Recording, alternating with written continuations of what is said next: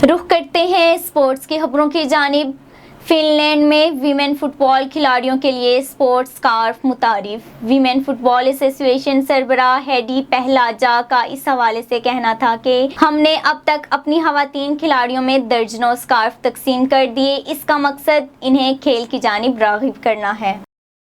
लाहौर कलंदर के ओपनर्स और wicket keeper Ben डंक गेंद लगने से जख्मी हो गए। जराये के मुताबिक बेन डंक को ट्रेनिंग के दौरान इनके होंठ पर बॉल लगी, जिसकी वजह से वो जख्मी हो गए।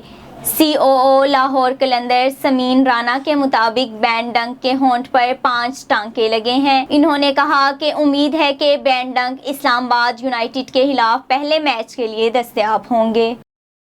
अमेरिका में बॉक्सिंग मेला फ्लाइड में वेडर और लोगन पॉल मद्दे मुकाबिल होंगे। कोरोना से मुतासरा बॉक्सिंग मुकाबला 4 माह तक अल्तवा का शिकार रहा।